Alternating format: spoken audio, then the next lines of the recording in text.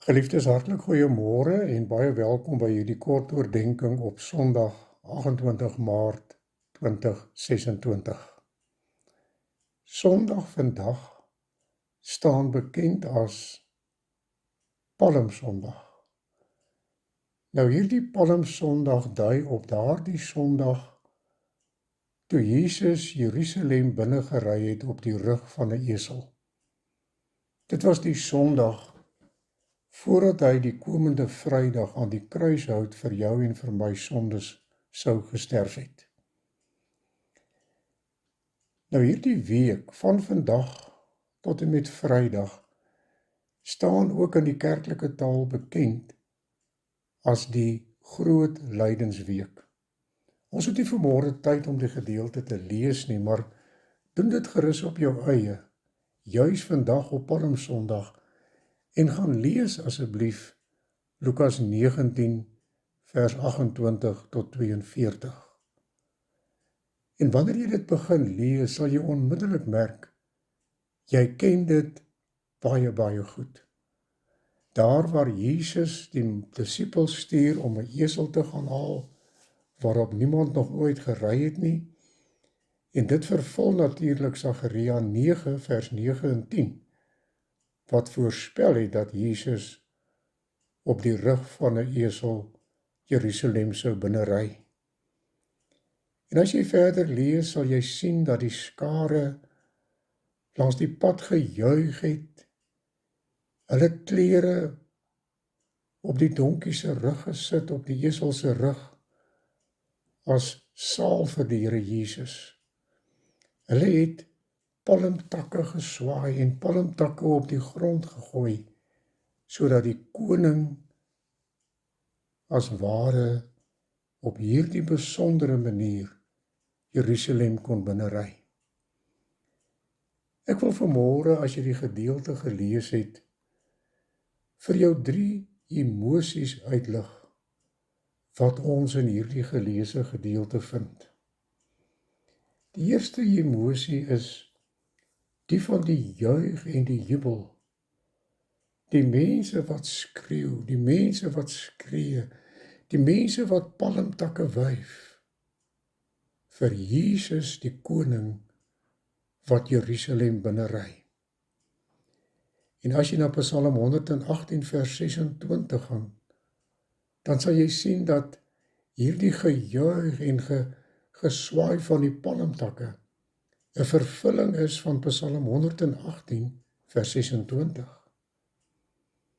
So die eerste emosie is die van vreugde, van blydskap, van juiging, wat die skare langs die pad ervaar.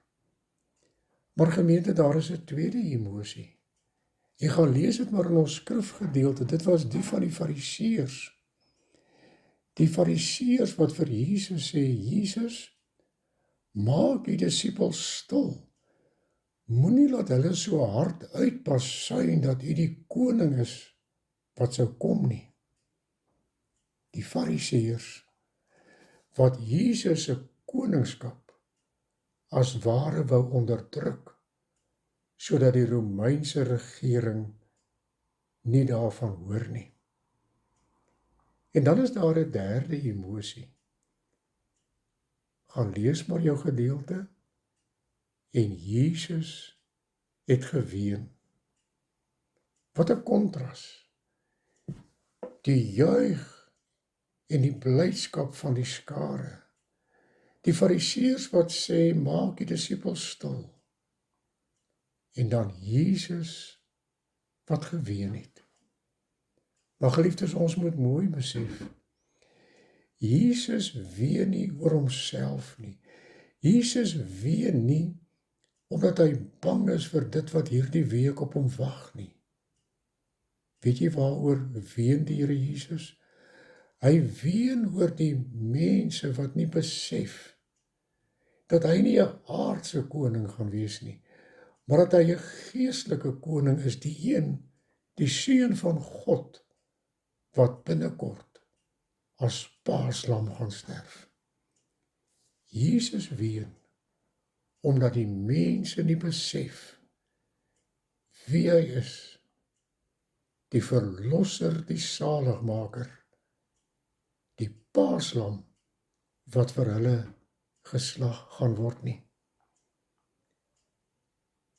Ek wil vir jou vra, na vanmôre se boodskap, gaan volg 'n bietjie die groot lydensweek.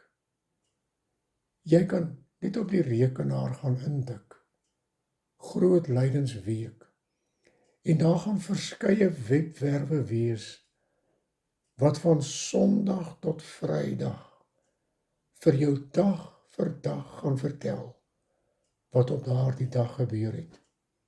En gaan lees dit, en maak of ervaar saam met die Here Jesus so, sy groot lydensweek.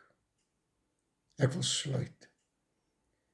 Kom ons maak vanjaar van groot lydensweek 2026 iets besonders. Kom ons gaan volg Jesus dag vir dag, van die intog tot Jerusalem, tot die uittog na Golgotha, waar hy vir jou en vir my gaan sterf. Ek bid jou toe, 'n geseënde Palmsondag.